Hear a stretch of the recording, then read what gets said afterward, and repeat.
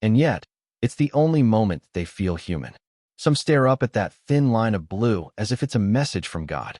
Others pace back and forth, counting steps, 42 one way, 42 back. A rhythm, a heartbeat, something to remind them they still exist.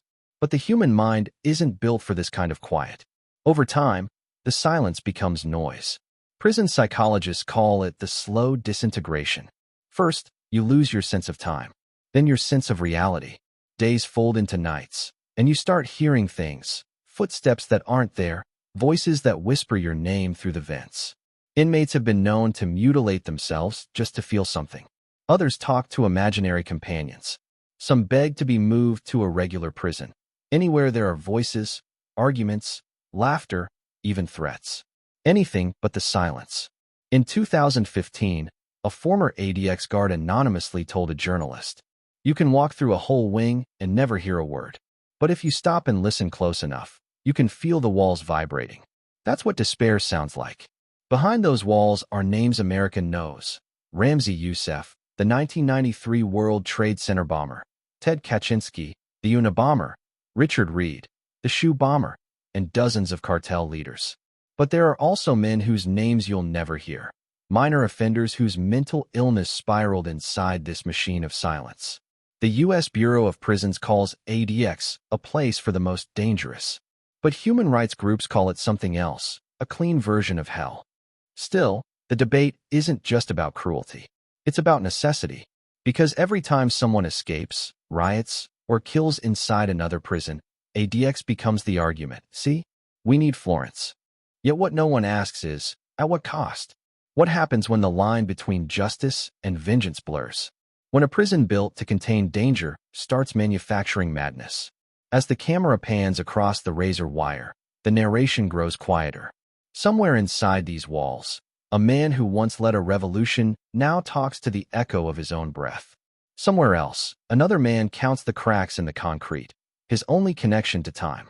And in between, the silence keeps growing. The gates of ADX Florence don't just close behind you, they close around you. And for many who enter, they never open again. This is only the beginning.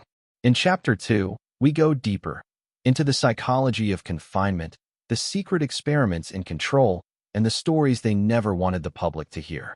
Subscribe now, because what happens next will change how you see punishment forever. If the first rule of Florence is silence, the second is control. And control, here, is an art form. Designed, tested, perfected. Every hallway, every angle, every sound that echoes in this supermax fortress was built to influence one thing: the mind. They call it behavioral architecture. The inmates call it the slow eraser.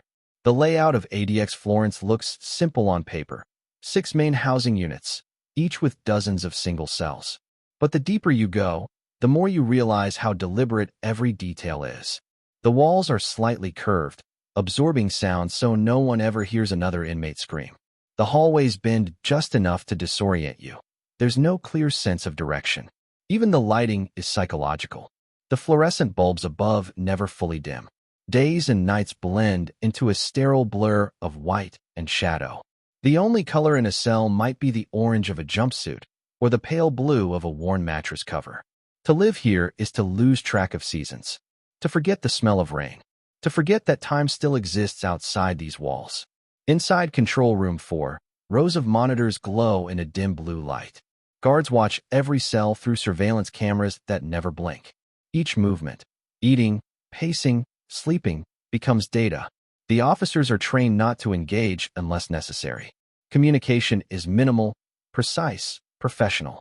One former warden once said, "You can run this place without raising your voice."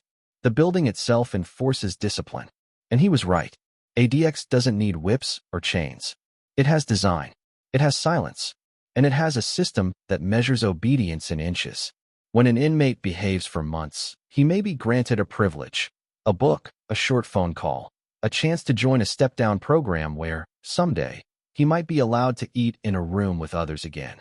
But one mistake, a raised voice, a broken rule, and you start over. Back to the box. Back to zero. They say Florence has a rhythm. Wake up at 4:30 a.m. Breakfast through the slot at 5. A few minutes of exercise in the concrete cage they call a recreation yard. Then back to the silence. It's not the punishment that drives men mad. It's the predictability. The world stops changing. You stop changing. A psychologist who once worked there described it as cognitive suffocation. She said, "Human beings need unpredictability to feel alive." ADX removes that, and what's left is static, a hum in the brain that doesn't turn off. Some inmates invent ways to fight it. They talk to ants crawling through cracks. They trace letters on the wall to write invisible stories. One man reportedly memorized entire sections of the Bible, just to have words echoing in his mind. Another sang to himself, same song, same verse, every night, so he wouldn't forget his own voice. But the mind can't fight architecture forever. It bends. Then it breaks. In 2012, human rights investigators filed a lawsuit against the U.S. Bureau of Prisons, claiming that ADX Florence violated the Eighth Amendment, the constitutional protection against cruel and unusual punishment. Their argument wasn't about torture in the physical sense. It was about psychological decay. They cited cases of men who mutilated themselves, swallowed razors, or begged for death after years in isolation. One report stated that nearly half of ADX's population suffered from severe mental illness, schizophrenia, paranoia, or psychosis, made worse by confinement. The government denied it, of course. Officials argued that ADX was necessary, that it kept society safe, that those inside had earned their fate. But behind closed doors, psychologists warned, "We are manufacturing madness." Then came the story of Sean Daniels, a former gang member sent to ADX after killing an inmate in another prison. His file described him as violent and uncontrollable. But after 5 years in isolation, the reports changed. He no longer fought. He barely spoke. Guards said he'd stare at the wall for hours, unmoving, like a statue. When a visiting chaplain asked him what he was thinking, Sean whispered, "I'm not thinking anything. The walls think for me now." That moment became symbolic, the perfect metaphor for ADX. A prison that doesn't just confine you, it colonizes your thoughts. And yet, for all its infamy, the outside world rarely asks how it feels to be inside. There are no documentaries allowed inside Florence. No press tours, no raw footage. Only government-approved glimpses, sterile, quiet, controlled. But every man who leaves, the few who survive long enough to transfer, carries the same haunted look. Eyes that don't know where to rest. Hands that tremble in open spaces. They say when you first step out, the world feels too bright, too loud. You flinch at laughter. You avoid crowds. Because once you've lived inside silence for years, noise becomes violence. And maybe that's the real punishment. Not the time served, but the after. ADX Florence doesn't just cage men. It reshapes them. It teaches obedience so absolute that even freedom feels foreign. Psychologists call it learned helplessness. Inmates call it the ghost effect. You leave the cell, but part of you never walks out. Soft piano music fades in. The camera pans over the empty yard, the mountains in the distance. The narrator speaks softly, steadily.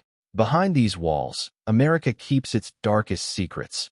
Not just the men who broke its laws, but the system that broke them in return. ADX Florence is more than a prison. It's a mirror, one that shows us what happens when justice forgets mercy and safety becomes obsession. In the end, it doesn't just break the mind. It rewrites it. Beat. Low cinematic tone rises. If this story moved you, subscribe, share, and stay with us. Because next time, we're going even deeper into the hidden experiments, the secret wings, and the men who never came back the same. This is Inside ADX Florence, the prison that breaks the mind.